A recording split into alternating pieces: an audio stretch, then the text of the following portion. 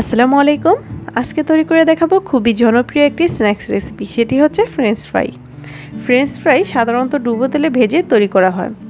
তেলের তৈরি খাবারগুলো কতটা স্বাস্থ্যকর সেটা কিন্তু আমরা কম বেশি সকলেই জানি। আজকে কোনো রকম তেলে ভেজে নেওয়ার ঝামেলা ছাড়াই এই ফ্রেঞ্চ ফ্রাইটি আমি তৈরি করে দেখাবো।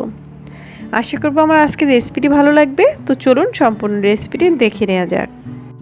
ফ্রেঞ্চ ফ্রাই তৈরি করার জন্য ফ্রেঞ্চ ফ্রাই স্টাইলে আমি আলুগুলোকে কেটে নিয়েছি। চেষ্টা করবেন আলুগুলো যাতে একদম বেশি পাতলা বা একদম বেশি মোটা না হয়। আলুগুলোকে আমি আগেই ভালো মতন ধুয়ে রেখেছিলাম। তারপর এর মধ্যে একদম বরফ ঠান্ডা পানি দিয়ে এগুলোকে 30 মিনিটের জন্য ভিজিয়ে রাখবো। অবশ্যই একদম বরফ ঠান্ডা পানি দিয়ে আলুগুলোকে ভিজিয়ে রাখবেন, তাহলে এর মধ্যে যে এক্সট্রা কষ থাকবে সেটা বেরিয়ে যাবে, আলুগুলো খুব দ্রুত সিদ্ধ হয়ে যাবে এবং ফ্রেঞ্চ ফ্রাইটা একদম পারফেক্ট হবে। ফিরে আসলাম 30 মিনিট পর। এবার এই পানিটা আমি ছেঁকে ফেলে দিব। অন্যদিকে চুলায় একটি প্যান বসিয়ে তার মধ্যে পরিমাণ মতো পানি আমি ফুটিয়ে নিয়েছি। পানিটা যখন বলক চলে আসবে তখন এর মধ্যে 2 চা চামচ পরিমাণ লবণ দিয়ে দিচ্ছি।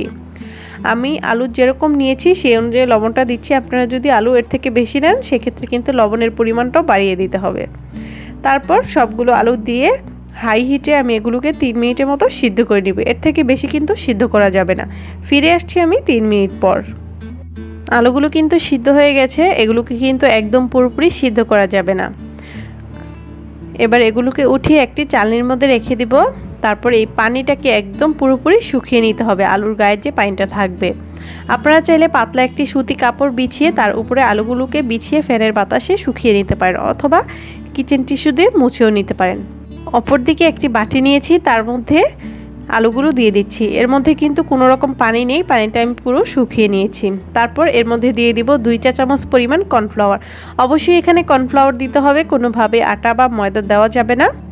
তারপর এখানে দিয়ে দেব 1/4 চা চামচ পরিমাণ কালো গোলমরিচের গুঁড়া, 1/4 চা চামচ পরিমাণ লাল মরিচের গুঁড়া। আমি আজকে ফ্রেঞ্চ ফ্রাইটা একটু স্পাইসি করব, তাই এখানে আমি মরিচের গুঁড়াটা অ্যাড করলাম। আপনারা যদি ঝাল খেতে পছন্দ না করেন তাহলে কিন্তু এটা স্কিপ করতে পারবেন। এবার সব কিছুকে খুব ভালো মতন মেখে নিচ্ছি। মেখে নেওয়া হয়ে গেলে চলে যাব এগুলো ভাজার জন্য। যেহেতু আমি আগেই বলেছি এগুলো তেলে ভেজে নেওয়ার ঝামেলা ছাড়াই আমি তৈরি করব, তাই এখানে আমি একটি প্যানের মধ্যে 1 টেবিল চামচ পরিমাণ তেল গরম করে নিয়েছি। তেলটা যখন গরম হয়ে আসবে তখন আলুগুলো দিয়ে দিচ্ছি। আপনারা কিন্তু চাইলে এগুলো ডিপ ফ্রাইও করতে পারেন। তারপর হালকা একটু নেড়েচেড়ে মিশিয়ে নিচ্ছি।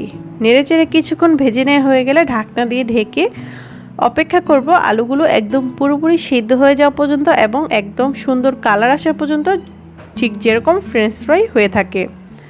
ঢাকনা দিয়ে ঢেকে চুলার আঁচটা একদম লো করে দিতে হবে, আর মাঝে মাঝে ঢাকনা খুলে একটু পরপর কিন্তু নেড়েচেড়ে দিতে হবে, যাতে দোনো সাইড খুব সুন্দর কালার আসতে পারে।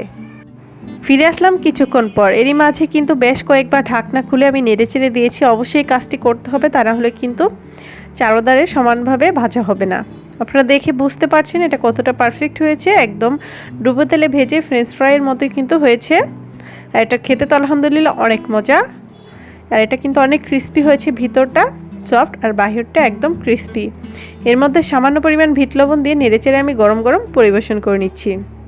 আপনারা কিন্তু বাসায় একবার হলেও এভাবে তৈরি করবেন, ইনশাল্লাহ আপনাদের কাছেও খুবই ভালো লাগবে। সচরাচর যে ফ্রেঞ্চ ফ্রাই আমরা খেয়ে থাকি তার থেকে কিন্তু অনেকটাই স্বাস্থ্যকর এটা, যেহেতু এটা কম তেলে তৈরি করা। আশা করবো আমার আজকের রেসিপিটি ভালো লেগেছে। রেসিপিটি ভালো লাগলে প্লিজ চ্যানেলটি সাবস্ক্রাইব করে পাশে থাকবেন। আজকে এখানে বিদায় নিচ্ছি, ইনশাল্লাহ দেখা হবে নতুন কোনো রেসিপি নিয়ে। সবাই অনেক ভালো থাকবেন। আল্লাহ হাফেজ।